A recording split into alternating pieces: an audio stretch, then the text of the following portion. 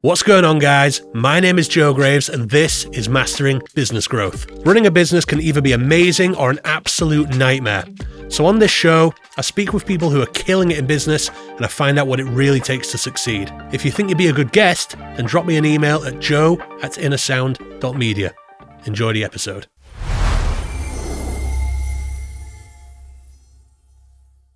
So, mate, thank you very much for joining me on Mastering Business Growth. How are we doing? I'm good. How are you? I'm good, thank you. So, the purpose of this show is I'm trying to get free business tips from people. So, please, obviously you're doing very well. Tell us, who are you? What do you do? Yeah, so I'm Martyn Holme. I'm the founder and CEO of A&B Recruitment Group, and obviously Coley Johnson as well. So, A&B Recruitment Group is a construction recruitment agency, and Coley Johnson is a engineering recruitment agency. So A&B, we set up 6 years ago, as we didn't even think it would go into anything as big as what it's gone now. Set up by myself with an old friend of mine, coming from site background, and we've just grown it, and we've basically winged it the whole way a little bit. What made you want to get into recruitment then? Like you say, history on site. What's the gap? How'd that happen? So I seen a gap in the market a little bit when I was on site, and obviously, when you've been on site for so long, like I've worked offshore, worked abroad, worked onshore in the UK, and you build up a black book of contacts essentially of people who you work with and who you know are really good. And every time you go on site, we were used to like kind of get, you know, the site manager would say, "Listen, you're really good guys," and I'm like, "Yep, listen, I'll bring 5, 6 guys on, 10, 15 guys. I just want a cut of their paycheck." Well, essentially, yeah. So it started coming to the end where we were manning up a job in North Wales, and again, I put about 20 guys, 25 guys on this job for people who were new, and the guys who were new were really good guys. They were happy. It was a good paying job. So they came on, and I was like, bloody, I've done the agency's job for them here. Yeah. And how involved were you? Was it just a matter of like, so-and-so meet so-and-so? It was just as simple as, so we went to see the site manager. The site manager was like, listen, get them on, but you have to go through this agency because they're on the PSL or whatever it may be. So just literally pass the details on, introduced them to the agency. The agency got them registered, set up for payment, came on site, done the inductions, that was it. So it was just really an introductory, which we did. But then it made me think into it more, like how are these agencies making money? How are they funding it? How are they paying the workers?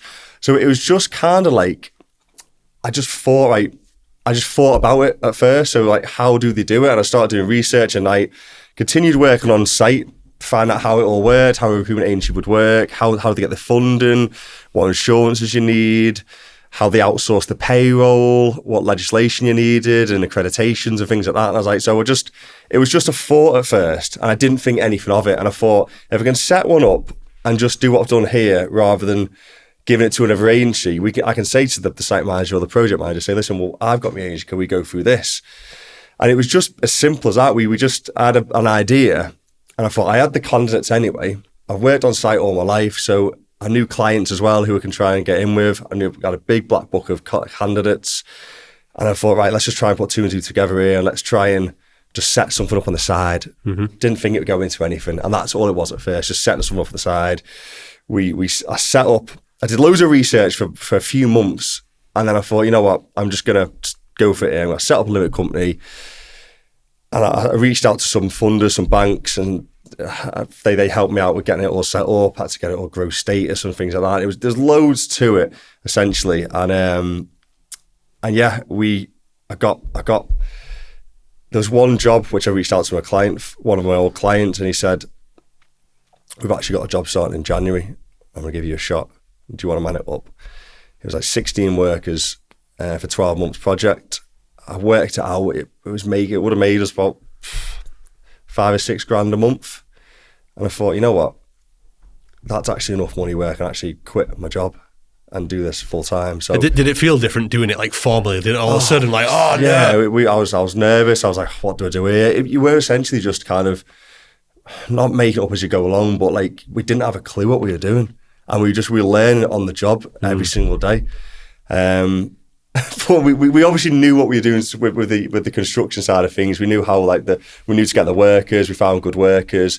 But even as little things like payment terms, we just didn't really. There's something as simple as that. We didn't know what the average going rate for payment terms was. and stuff like that. So we were very naive at the start, but in life, I think you've just got to do things, and that's how you learn. I agree. And we've failed. Well, I failed so many times, but that's how you learn. It I is. think if I wouldn't have took that risk and that set, I wouldn't be here now, where I could have been secure and worked on site for the rest of my life. And don't get me wrong, I was earning really good money, working away a bit, but you decide to take that risk. And listen, nothing's going to go right straight away. There is going to be things that don't work, but if it doesn't work, you learn from that and come back stronger, don't you, essentially? Well, do you know what? I'll never remember what book it was, but it was a book on business a long time ago. I remember listening to it, and it said, right, I want you to stop learning and just go and do. It was like, right, finish this. I think it actually advised, finish this chapter or finish this book. I think it was just called Do the Work. Actually, I think that's what the book was called, and it was a short book. It's basically you'll learn X amount from a book, but it's just regurgitating shit, this, that.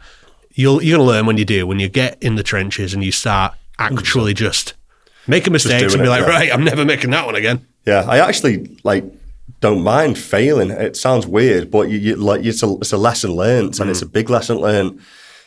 We failed loads. I'll give you an example here. On our second year of trading, this was, we set up in January 2018. In 2019, we got hit with a bad debt of 150 grand, and we were insured up to 100 grand. But again, being naive, we were waiting for payments off the guy. We reached our cover limit. So in an insured limit, basically, you get the debt insured. And we went to 100k, which is the limit, and we couldn't get any more. And because we had 30 guys on site, I thought, I'm making good money. I don't want to lose them. So we were speaking to the MD, and we were like, listen, we need a payment. And we didn't have a credit control back then. It was just me and my ex-business partner, and I think I had one more staff member. So we do the credit control ourselves, saying, can you get paid? And he's like, yeah, listen, I'll send you a check today. So we just postponed it a week. But me now, if someone said that to me, I was like, no, I need the money cash. I need a chap's payment now, faster payment into my bank, or the lads are getting pulled off site. But back then, I was naive enough. I said, yeah, okay, sound. Did you see that number creeping up? And yeah, then by another week goes by, we had 30 guys on site. So that went up another 25 grand. So then we had 25 grand exposed. Rang the next week saying, listen, the check's not here. Can you make us a payment? He went, oh, right, the check must have lost in the post or something. He said, tell you what, I'll send you another check now. I'll put it first. I should be there with you tomorrow. I was like, right. And he kept using these delay tactics. And looking back now, I think how naive and stupid we were just to believe this guy. And it went another week. And then I finally said, right, so I'm going to pull lads off site. But at this point, the debt was 150 grand. It's 50 grand over our exposed limit. Now, you don't really want to pull lads off site because then we could probably be the last getting paid. So in my mind, we're thinking, come on, just pay. Do you know what I mean? But yeah, and then a week later, we filed for administration, went into liquidation, and then we lost 50 grand. So looking back now, you think, wow, how naive were we? But that was a massive lesson learned for us. And from that day, we never ever go over our insured limit now. We just wouldn't do it because that set us back 50 grand. And when you were a newish company, we weren't even making that a year. We were barely breaking even on the first year or two. We probably lost money the first year, and we were barely breaking even. So we had our funders then not back us and not fund us anymore. I didn't take a wage out of the business for 6 months. So but we just had to keep going. We were literally a week away we had the administrators in our office. We were a week away going bust. But literally, we just kept fighting on, and we actually won. We were a week away from going bust, and we were just down the phone. We did 50 to 100 calls a day, just ringing clients, just working our arse off from 6 in the morning to 10 at night. Well, do you know what? I would argue when you've been I've never been in a situation that bad, luckily, but I would argue when you've been in a situation that bad, you develop the necessary mindset and diligence to be able to actually grow a company to a point where you now have. Would you credit these major losses to the world you've got now? 100%, yeah. It makes you a stronger person, and it makes me, like I say, less naive. But yeah, 100%. It was a massive, massive kick in the teeth. Because, like I say, it was hard for my partner and everyone. I just started going out with my partner a year ago, and I've got to say, listen, I can't afford to pay my mortgage for 6 months. Can't afford to go on dates or anything. But listen, we just had to battle through it, and we just keep going, and we did. We were a week away from going on administration. We won another biggest job. It was big for us back then, and that got us through it. And we just had to soldier on. And eventually we got out of that debt. We paid it all back. We moved to another factoring company, and then we were just away then. So yeah, big lesson learned. But I'm kind of, believe it or not, a bit thankful that actually happened back at the start rather than now, because that was when we first started our journey. So that was kind of a bit of a wake-up call, saying, wow, how ruthless is business? Because that business then set up the week later under a different company, under a different director. Are you still in touch with this person who should not be named? No, I'll never.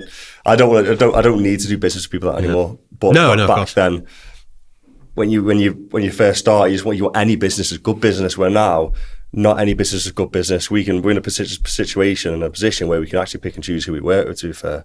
So, but back then we weren't. So it was a lesson learned, and I'm happy it actually happened now. Of course. So you said you used to work on site. What is it you were doing before?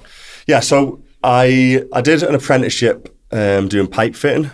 So it's like industrial work, like on oil refineries and things like that.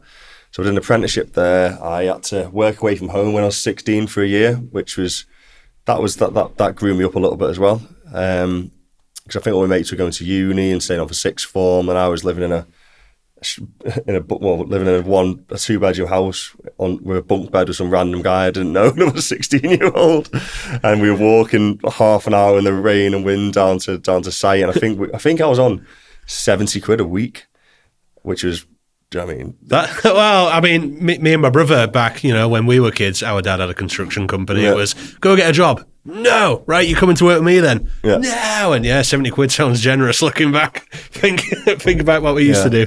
But yeah, so we did that, saved my time, went out of time, and then started doing shutdowns around the UK.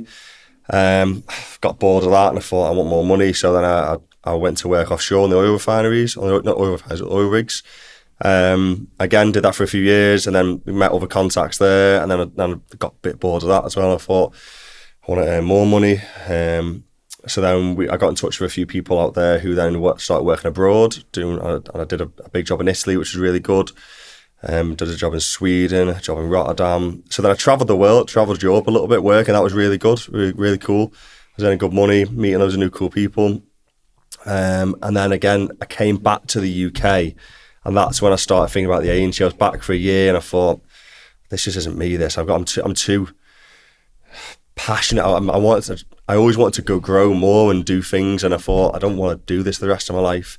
And that's when I started thinking about the agency route, and that's when I started, right, let's put something together here. I never used to like work for anyone as it was, so I always wanted to work for myself, but I just didn't know what to do.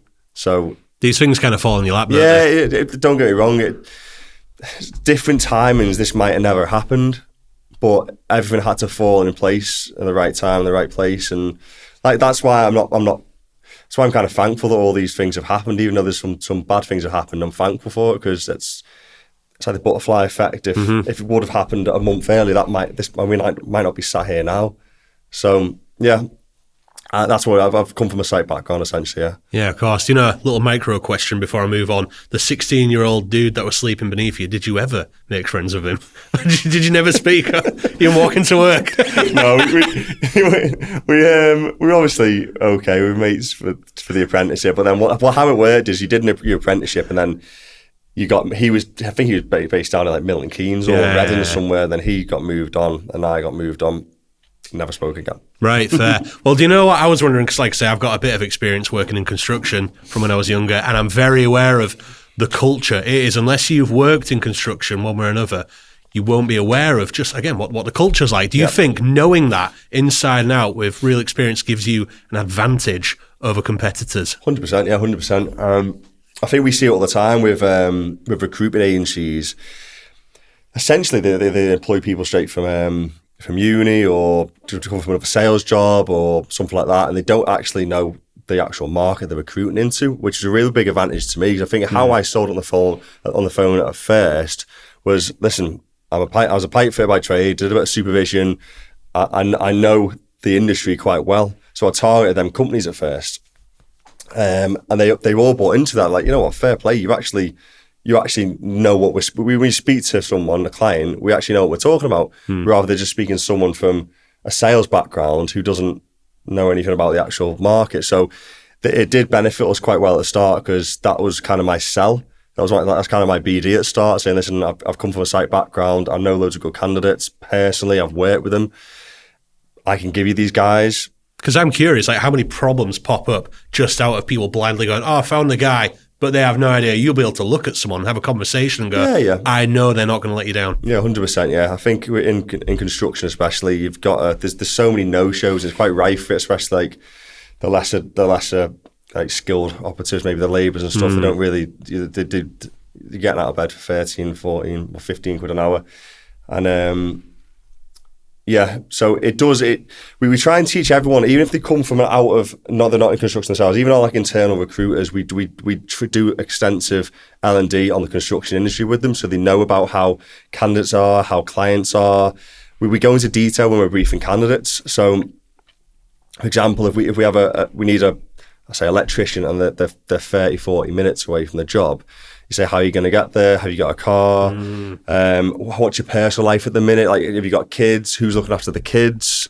Do you know what I mean? Because then we've had it before. Just to forecast any. We've had it before when people turn up to site and then they work a week, and then a week later they say, oh, my missus is pregnant now. I'm off now for a month. I'm like, why didn't you tell us this? But again, that's just learning. Do you know what I mean? So now we always try and dig deep to see if it's going to be a problem as such. So you have to know your candidates a little bit well and get to know them and be on a personal level with them, not just a tick box question. Have you got a CSS card? Have you got an ECS card? Do you drive? Get to know them a little bit better, and you'll find out this information anyway. Well, do you know, I heard, again, this is just on a short clip I saw with Simon Sinek. Are you aware of Simon Sinek? Yeah. So there's one, he was talking about hiring people specifically, and I guess this was just in internal hiring, but this is something you literally do as a trade. And he said the way he interviews people is, obviously people go in and they're all like, sunshine out their ass sort of thing, tell you everything that's magical about them. And at the end he says, what should I know about you? Yeah.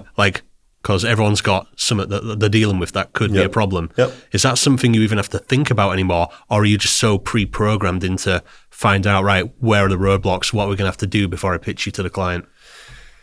It comes naturally now, but it didn't come naturally at the start. And especially when we hire internal recruiters, it doesn't come naturally for them. We have to do an extensive L&D with them to get it habitual asking these questions. But again, I like what you said there, because even on an internal point of view, if we're recruiting internally for A and B or Coley, I always think it's a bit of a red flag. If I always ask, once we've done the interview, I say, have you got any questions for me?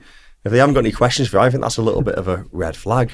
I don't know. I just feel Nothing. Come on, you must want to know about the company. You must want to know about the commission structure. You just want to know something. So yeah, that's a little bit of a red flag. We've had that before. We've done an hour-long interview. Any questions? Nope. Everything's fine. You're like, bloody hell.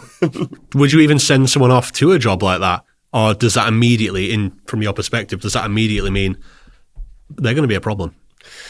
I don't know. It's hard to judge, because we've had it before when, listen, we can only do this certain amount there's so many checks you can do for someone. Mm-hmm. So for example, if we've gone through all these pre-checks, we've got good conversations with them, we'll then speak to them over the weekend as well on a Sunday night, saying, is everything okay for the Monday, or anything okay for your interview?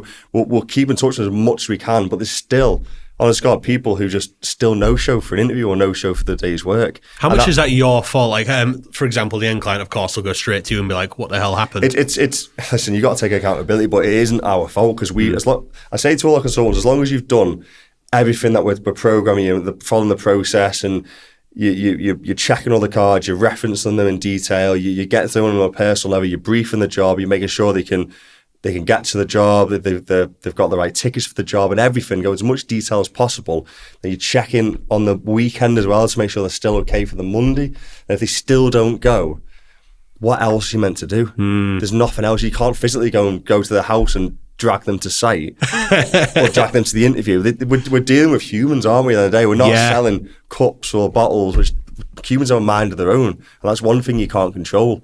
Is that something you would ever say to a client in advance? Is it like part of the T's and C's, like, we are not personally responsible? Well, the client will come back at us, and we have to say to the client, it is what it is. We apologise. We'll get someone there tomorrow. What we always try and do is find a backup. So, for example, if a client needs 4 electricians on a Monday morning, we'll always try and get 4 dead certs, and then maybe keep 1 or 2. I say, listen, we've got 4, but if one of them lets us down on a Monday morning, we'll give you a call straight away. Would you be able to go to site? We always try and do that as much as we can. So then if the client says one of them's no-show, we can give the guy a bell saying, listen, can you go to site now? Yeah, be there within an hour. Then we ring, hello, Mr. Client. We've got someone there as a backup within an hour. And the clients are usually quite good with that. I say, fair play, you've done what you can do. If that doesn't happen, we'll always do it the next day and apologise. We've done, our clients know us now, they know that we work our arse off to make sure that we get guys in, and we've got a really low no-show ratio. So on the odd occasion it does happen. It's just about having an awkward conversation and being a grown-up conversation with the client and saying, hello, Mr. Client, unfortunately he hasn't made it. He's blanked us. We've done X, Y, and Z. We've done all we can. We've got a backup. He won't get there today, but we'll go there tomorrow. Is this okay? 9 times out of 10, they say, yep, send him tomorrow. Do you know, that's just being a wise business leader. So we have I would say the closest equivalent we have to that is technology, recording. Cameras, they can have a mind of their own. Microphones, they can have a mind of their own. We use, again, specific cameras where it's like, right, they don't overheat. We know the problems. They don't have record limits. Taking a backup of that. Same with the microphones. They're going to 2 different recorders and all that. And if something goes wrong, touch wood, that was Zeus, that one was, you know what I mean? Like, you've taken every single step. Because I don't know that much about recruitment, but I know enough to know that it is a wild jungle and some cowboys out there sort of thing. 100%, yeah. So would you say this is just part of who you are, just being able to forecast potential problems and have backups ready to go? Yeah, 100%. That's recruitment. So there's nothing we can do. If someone made an agency up and they said to the client, you will never ever have a no-show off us, they'd be market leaders. Yeah. No one would go to them. Everyone would go to them. It's physically impossible. Yeah. Every agency out there will have no-shows and interviews and have no-shows for temps starting. It's facts. We can do as much as we can to limit it, and that's what we do. We do as many things as we can to limit it, and our no-show ratio is very, very low. We don't really get many, but on the odd occasion it does happen. We have to be grown-ups and take accountability for it, have a conversation with the client, do all we can to get backups in as soon as we can. If that can't happen, it's just having a grown-up conversation saying, Mr. Client, we'll have someone there tomorrow. 9 times out of 10, the client's okay with it. It's obviously not the best when it's a new client, but all our existing clients now, they trust us and they know that we do what we can to make sure that doesn't happen. Mm-hmm. Of course. Have you ever considered working in different sectors, or is it purely the fact that you understand the construction industry so well that makes you so successful in what you're doing? Yeah, so I think we want to be a specialist, not a generalist. Mm-hmm. How can we sell something when we don't have a clue what that candidate does? How can I start selling IT recruitment or finance recruitment or logistics when I've never actually done it? Mm-hmm. I just so do you think less than you would think is actually kind of duplicatable, if that's a word? No, recruitment is recruitment at the end of the day. There's a difference. A temp and perm are 2 different recruitment worlds. I think construction is a bit different from a tech point of view, or like an IT point of view. But listen, we've got construction at A and B, and we've got Colby Johnson, which does engineering. Now, we are going to branch out a little bit more. Like we do a bit in the energy sector now. We do a bit in we do a lot in data centers, IT infrastructure. We do a lot in we're going to branch out potentially to go into oil and gas, that side of things. So pharmaceutical maybe. So we are going to branch out a little bit, but I think all them sectors kind of align a little bit. Mm-hmm. Where I'm not going to say I'm going to start up a driver's like a logistics or warehouse staffing business, because it just doesn't align with what we're doing at the minute. And I think we can, or you could do that and hire people in who have done it before. But I know I want to be niche. I want to be a specialist, not a generalist. So I think there's enough business out there in the UK for construction. Construction's massive. That's like the one thing that is never, ever, ever going anywhere. You see all this AI stuff coming in, aren't you, which can replace certain sectors. I don't think, not for a while anyway, that construction will be getting replaced. So, yeah, construction, it's busy. I think it'll continue to be busy. That could be a viral clip at some point, me just swearing down it's never going anywhere. Oh, yeah. 1 year later, oh shit. I know, eating our words there, aren't we? But yeah, definitely want to be just a specialist, yeah. Yeah, of course. Well, obviously this show is called Mastering Business Growth because the original concept was I'm trying to pick up tips from people who are doing well. So let's talk a bit about business development. That always fascinates me. Doesn't matter what you're doing, getting the work is always the big mighty question mark. How do you go about it? Yeah, so like I said at the start, how we used to do BD is totally different to what we do, how we do business development now. I think at the start, my sell personally was to say, listen, I've come from a site background myself, I've got industry knowledge, I've got a load of candidates who I know firsthand, who are tried and tested. That's how we used to sell it years ago. I think our BD function at the minute is different. We split it up into core sections. So we have like M&E, civil engineering, into trades and labour, build, residential. So everyone's again a niche, and we'll build up. We split the BD and the delivery aside as well. So the BD is solely just doing BD, and the delivery is solely doing delivery, like finding good candidates and stuff like that. So the delivery will get their insights and the knowledge from the candidates, and then we'll usually find out what jobs are on and who's what, and then these delivery team will split up into sections again. So it'll be civils, M&E, and they'll constantly be speaking to good guys. So M&E guys, electricians, plumbers, mates, the civils guy constantly speaking to ground workers, shutting joiners, steel workers, 360 drivers, and then they'll build up a really good talent pools of guys. And then the sell is we go into our clients and say, listen, because at the end of the day we're selling a service, and the only thing that client wants from us is good people. That's it. So if we find the good people and deliver them in, that's all they essentially want. Do you know what I mean? And it's just about building credibility up and trust that we're actually delivering that. So not lying. A lot of other agencies will lie and say. So there's really no cheat code to this. It's just about actually just being finding good candidates and going to the client. And it's all about timing as well. Some client might say, no, I'm okay, I don't need it for the minute. But then 5 days later, they might need something, and they ring you back and say, Martyn, them guys still available? No, because good guys do go fast. Yeah. And we'll always find good guys and take them into our top 10, 15 clients, give them first dabs on it. Do you need these guys? These guys are really good. They've worked for us before. Previously been rated by a previous client who said they're really, really good. Do you want them? You got any work? No? Okay, then we'll try and spec them out to other clients then. And it's just about having the product. The product is having good candidates. And if the client needs them, if the timing's right, they'll take them off you. So as a BD point of view, I know that's skipped around the corners a little bit. That's essentially how we do it. Where do you find these clients in the first place? We have data scraping tools. We have lots of data scraping tools. We have lots of just covenant clients anyway. And then we have clients who then refer us to other clients. So we've got a good network of clients now. I think we're quite credible in the industry now, where we do get people kind of recommending us, and I won't be shy to shade to a client. So can you recommend me into someone else? Man, that is huge. The more people I speak to, it's like you need to be actively asking for referrals. We always do. If I get on with a client, I always tell the recruitment consultants who work with me. So if you do a good job with a client, if it's a new client and you're doing a good job, you send them 5-10 guys and they're going really well, don't be afraid to go see them and say, listen, is there anyone else you can introduce me to on this site? Or is there anyone else you think you can introduce us to? I'd be much really appreciate it. And just asking them directly, and people be surprised how many people will do it.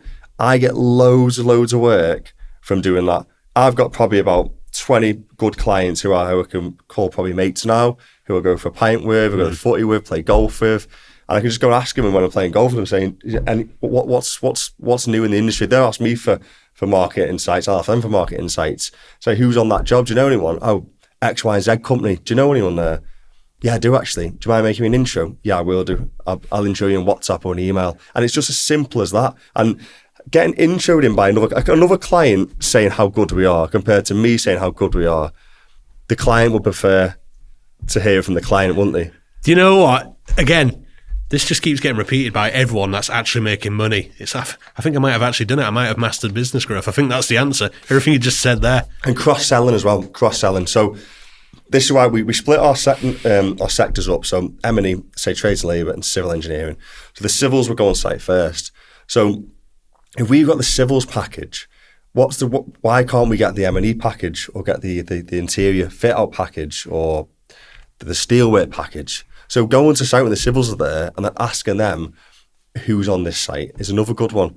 And cross-selling in between. So the consultants who do M&E and civils, we say, listen, can you introduce you to someone? Who's that?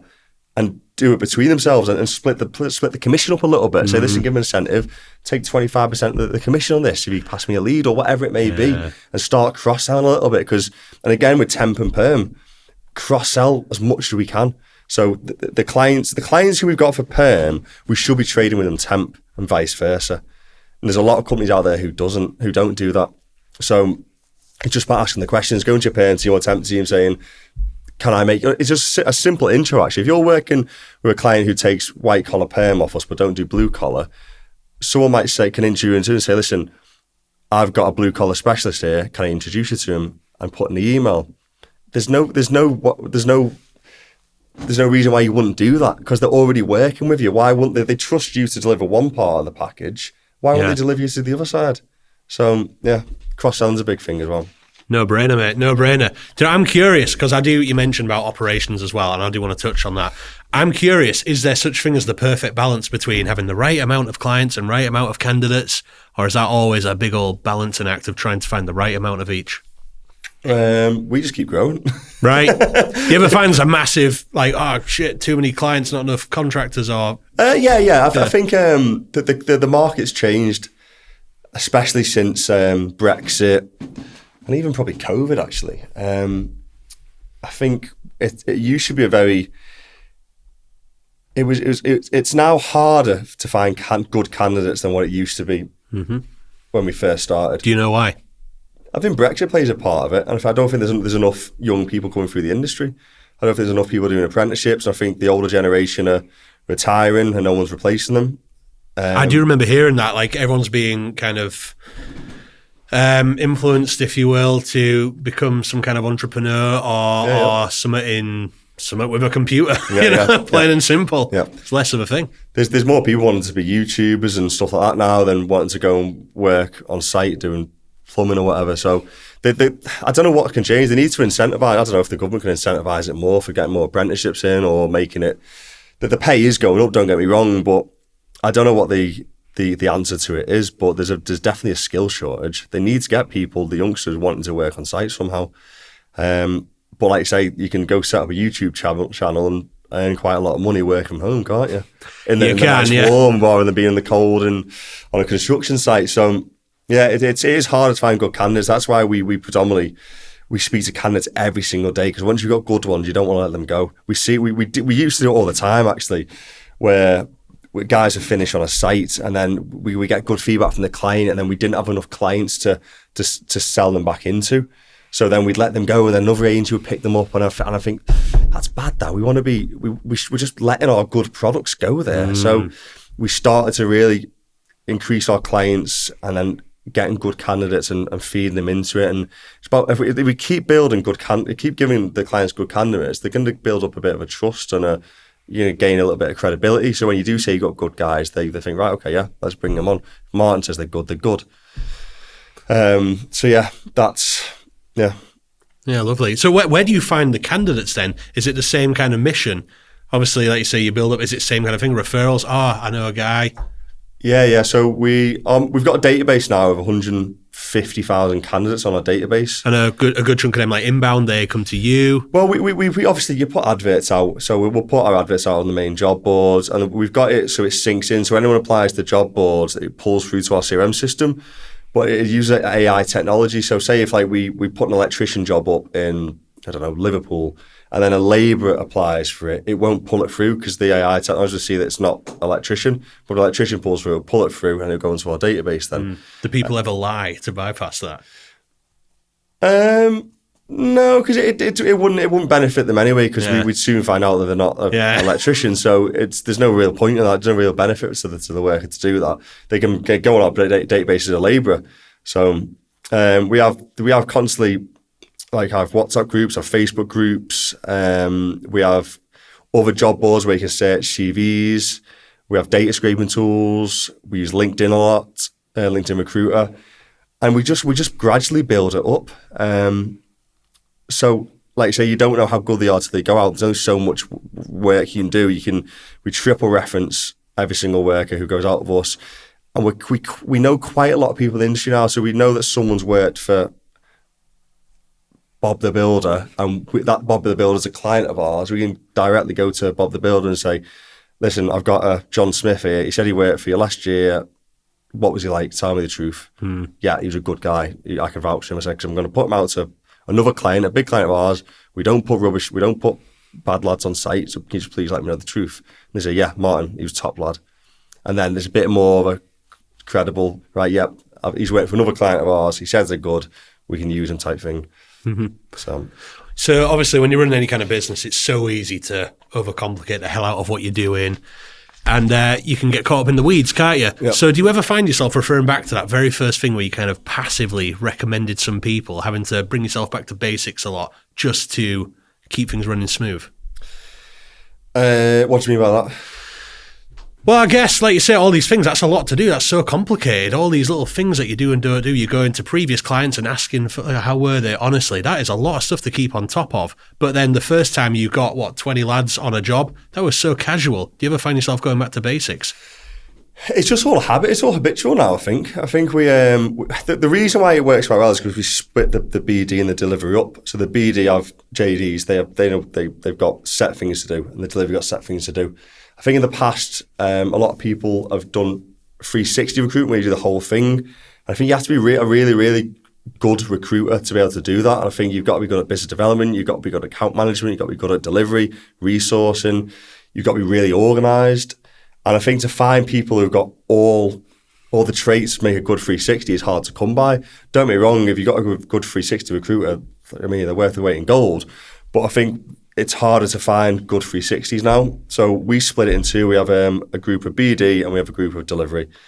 And they've got set jobs. So the delivery knows they need to reference people, need to pass leads to the BD off the candidates. They get to know the candidates all the time. They're very much candidate focused, and the BD are all just client focused. But they both work too well together. They intertwine a little bit. So the delivery will feed candidates and leads through to the BD. So they work as a one big team, but they've both got set job descriptions, what they need to do, set tasks on a daily basis. And that just becomes habitual eventually. So yeah, sounds very well systemized. So you never worked for a recruitment company at all? No. It's very impressive. We learned everything. Honestly, we learned everything. Just on the ground. Is that common, do you think? It's not as common as what you... I do know other agencies who come from a similar background to me and set up on their own, yeah. So it has been done, but like I say, I'd say 90% of the time, people set their own agencies up from coming from a consultant first, and they may be £1 million biller, and they just want to set up their own. But for me, yeah, I didn't have a clue about recruitment. Honest to God, I said before, we kind of winged it, and we were just not making it up as we go, but we were just trying things out, and it worked, it didn't work, and then we were doubling down on things which worked, and then we didn't do things that didn't work.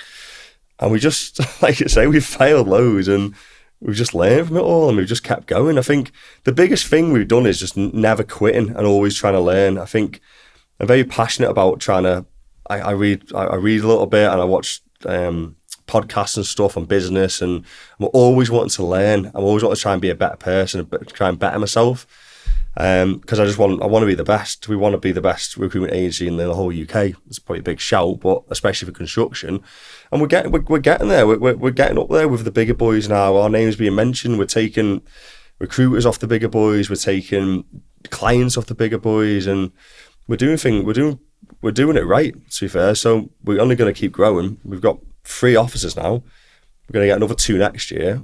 We're going to hire good people, and we're going to just double down on what does well. Where do you think this mindset came from? Because again, the more people I speak to who are business leaders making things work, it's that, okay, I'm just not going to quit. But often I know, again, things where me running my own business and whatnot, anything I've had to do, it's just a matter of, oh my God, everything is insurmountable. And a lot of regular people would just quit. Yeah. Where did it come from for you? Quitting's not an option. It just isn't. I always say this. I say, we can fail. There's not every day's going to be a good day. You have a mindset of, listen, we have bad days, we have good days, because the bad days what make the good days good, essentially. So it's okay to have bad days. I just know tomorrow's going to be a good day if we have a bad day. You have to make your peace with it's okay to have bad days. I had a bad day yesterday. Everything was going wrong. And I just think, right, go home, switch off, go see my daughter, my fiance, have a nice tea, switch off. Tomorrow's going to be a good day. Yeah. And I'm here now. It's been a good day so far. I'm speaking to you. And I think it's just having a mindset of not quitting. If you don't ever quit, you'll always succeed. You will never fail. Well, that's it. A lot of people, I mean, I can't remember what the stats are for people jacking in their company, but it's high. And it does make you think, if I was the kind of guy who just quit every time there was a problem, you wouldn't get very far at all, would you? No. You just got, when there's a problem, you got to learn from it and just soldier on. Simple as that. You just can't quit. Quitting's not an option. No, it's really not. Even if, like I say, when we had that bad debt, everyone was saying, just go back on site, just quit. It's not working.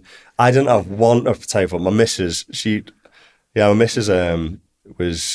remember having a conversation with my missus actually saying, I was basically in tears saying, bloody hell, what am I going to do here? And she was like, man, you're you. You've always told me before, you never quit anything. So why would you quit now? I said, yeah, you're right. I said, you're all right, yeah, I'm going to keep going. And I said, just to let you know, I can't take you out on dates anymore and stuff. And she was like, Martyn, I don't care. You can now. She said, I don't care. She went, because at the end of the day, I know you'll be successful one day, so it's fine. Oh, I love that. That's amazing. So she stuck by me when times got hard. So it's only right that, you know what I mean, try and reward a little bit now. Absolutely. Well, I want to talk a little bit about the operations. There's obviously two halves to your business. There's ones where you're finding clients, ones where you're finding candidates, and then there's the part where three parts where you marry them together. Yeah. So let's say you're talking to a client. What does it look like when they're sort of on board with you? Tell us how it works, just for anyone watching. Make it as simple as possible, really, because we, like you said before, go back to basics. We don't want to make it complicated. We will... It depends how there's so many different options. There's so many different ways you can do this, but I'll give you an example. A client might say they need 10 workers on Monday, and we say, okay, perfect. We'll find the guys, no problem. Here are the rates. Is it that quick? Can it be that quick? Yeah, I'm not saying you do it on the first call, but this might be. We had phone call after phone call after phone call over a 6-month period. And then they say, okay, listen, we built up a little bit of relationship, because relationships are key. Mm-hmm. Don't get me wrong, I'm a big believer in building up relationships. So I don't expect to win loads of work on the first call, but let's just introduce ourselves and say, listen, this is what we do. I know what you do. We'd love to work together. Is there any chance we can have a meeting? If they say, no, I'm too busy, right, okay, I'm going to catch up in a month's time. Is that okay? Yep, sound. And just keep building up the relationship, find out what they do on the weekend. They might say, oh, I've watched Liverpool today. And say, right, okay, I'll make a note on the CRM. I'm a Liverpool fan. I say, yes, I've got some Liverpool tickets there if you want to go to a game. But eventually, yeah. So if it comes to the point where they're buying off us, they say, listen, we need 10 plumbers on Monday. What's the rates? Then they get all the brief off them, get as much detail as we can, because how are we supposed to get the right guys if we haven't got the right details? So we go into a really big brief off them, what they need, the duration of the job, the hours, everything. And then we say, yeah, we'll be able to find these. I'll come back. You can put time frame in place saying, listen, we'll be able to find these by tomorrow midday. And then I say, but in order to find these guys now, I need you to agree rates, send the rates over. If once you agree the rates, we say, send our terms of business over, please sign them. It's on a DocuSign, simple, click, signed. And then there's a company form to fill out, which takes 2 minutes. So you send the DocuSign, click it, fill out the form, that's it, then we're ready to go. It's as simple as that. Then the DocuSign, all the information pulls onto our CRM, which pulls through to our operations teams. Operation team picks it up, adds it onto the system. They're now officially an active client. So now we can trade with them. Very simple. Really simple. Same deal with candidates. How does it look for them? What's the journey? So let's use this one example. We need 10 plumbers. The guys who go out, they might have already a talent pool in Manchester of plumbers anyway, who are highly rated. Give them a bell. Are you interested in work on Monday? Go into the detail on the job. Yeah, you know what, I'm available. Then if we've got the details on the system already, it's just quick as send them all the information via email, click them onto the job. That's it, done. If we find someone outside of the database, we'll obviously do all the reference checks and things like that, make sure they're good to go on the job. We'll send them a quick email from the system. We'll quick add them first, sorry. We'll get the phone number, type in the name, phone number, quick add, send an email with a registration link. They'll then click the registration link, fill out the details, it'll pull through to the system, and that'll be them on the system again. So it's very, very simple for both sides. So just a lot of groundwork, make sure the relationships are in place, you've done your due diligence with people, and after that, it's a quick process. Yeah, the actual operation, we want to make it as slick as possible. So putting a DocuSign in place for the clients, that's quick and easy. Putting a registration link in for the candidates, they just click on the link, takes 5 minutes. Shows their first bit of commitment as well. If they don't want to fill that out, they might not be right for the job. You'd be so surprised when people are like, oh, I'm on site, I haven't got a smartphone, and I can't click on the link, and you think, probably if they're not willing to make that 5 minute effort filling out the form, they're probably not going to be right for the job. they might not turn up. It's just a little red flag. So you learn things on the journey. Yeah. You learn things because you think, right, if he's not willing to spend 5 minutes time to fill out a form, is he going to wake up at 6:30 in the morning and go to work on Monday? Loads of little things you think of in the way through. It's happened. It's just, again, it's from people who have done this to us in the past. We track all the data where we see what works, what not, and we have the data. We say, like, okay, for people who haven't filled out the registration link, they're the most ones who no-show the most. Yeah. So we look back on all the data and stuff like this. So now we know, fill out the registration link is the first test to see if you committed. It's funny, isn't it? All these little bits of technology, they're all just ways of sort of measuring people, aren't they? Yeah. It's all just common sense and getting to know people and little bits of technology to measure it. Recruitment's so simple when you think about it. Yeah. And loads of companies and people make it so complicated. It just needs to be really, really simple. And it's, again, using your common sense a little bit. It's just finding good candidates and giving them to clients. Yeah. When you actually boil it down, that's all it is. I'll tell you what, I like to talk about highs and lows. We've gone over some lows. Let's talk some highs. Give us some good stories. And obviously you've got plans for Horizon to get 2 more offices. What's looking good? Yeah, so, okay.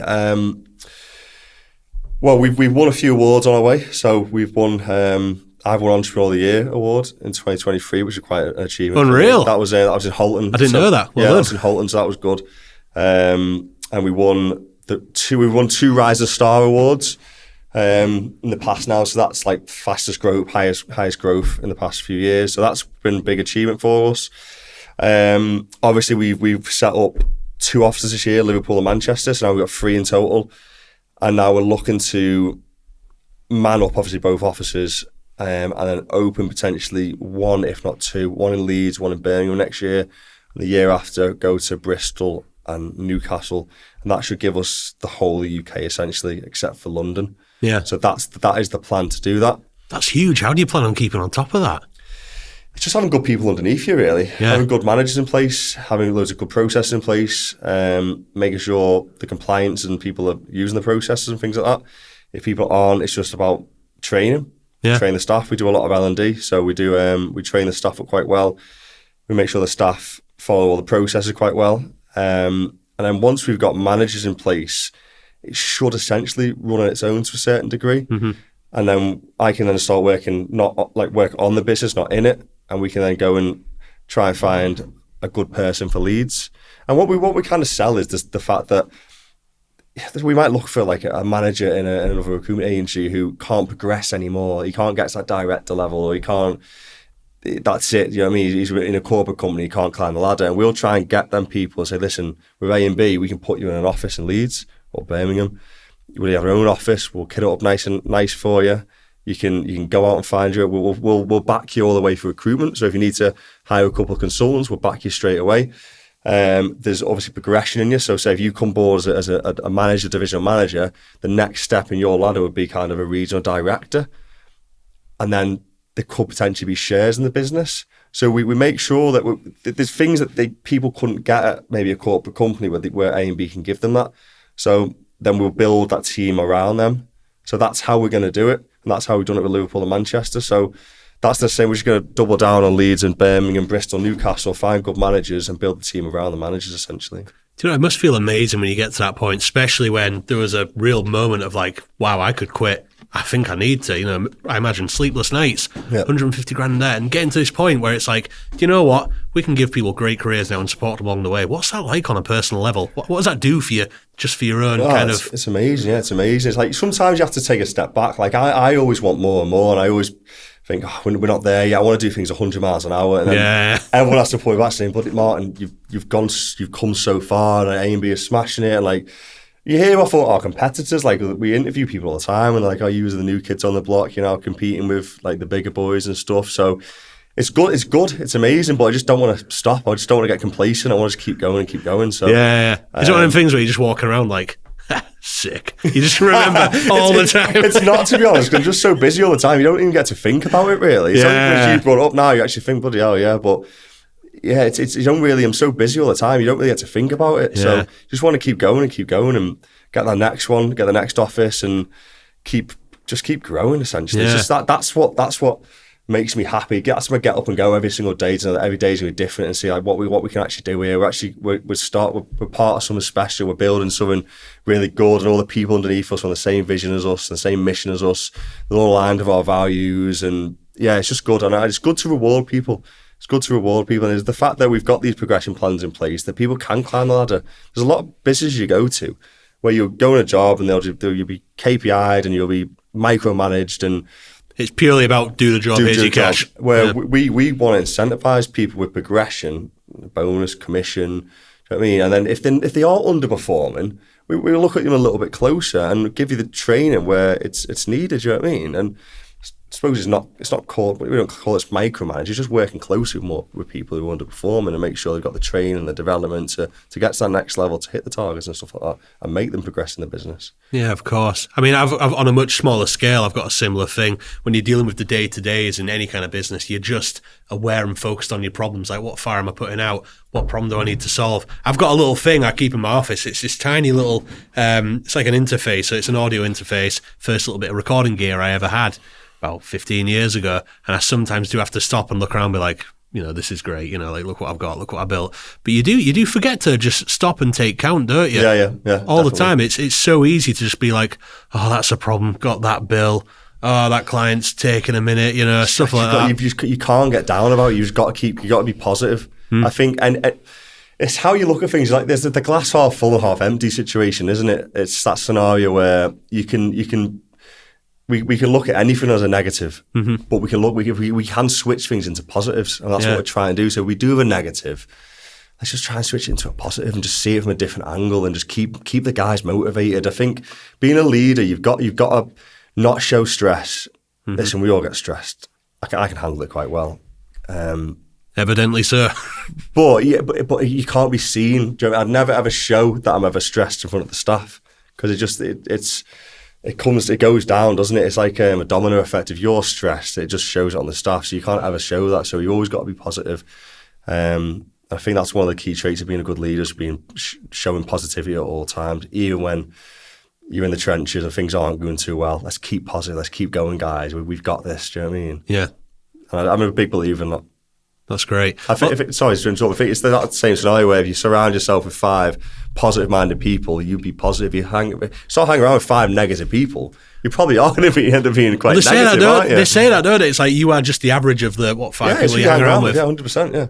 So that's the same with the staff. If the staff are seeing you very negative, that's going to go down to them, isn't it? If they're seeing you very positive and not stressed and leading the way, they're going to be right. Okay, come on, guys. It's a domino effect down. And do you actively learn about leadership, or is this just something that's coming? Yeah. I constantly learn about it. Yeah. Do you look like great leaders of the past and whatnot? No, I just don't know. It's just you just want to learn, don't you? You want to bet yourself, don't you? Yeah. I think the only way to bet yourself is to actually physically do it.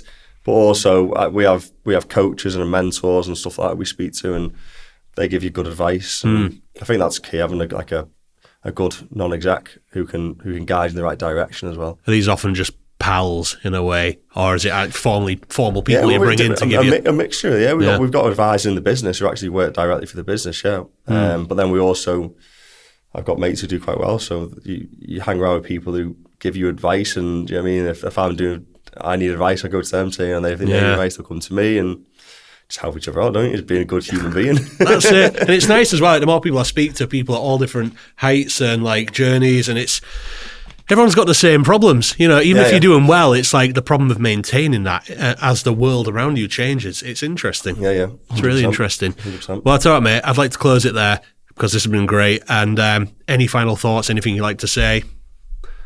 Business tips, specifically. Yeah. Not just anything you want to say. Well, I don't know. Say what you want, man. Never quit.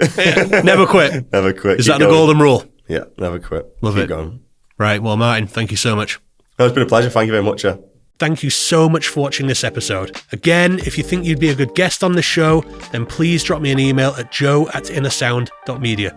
See you in the next episode.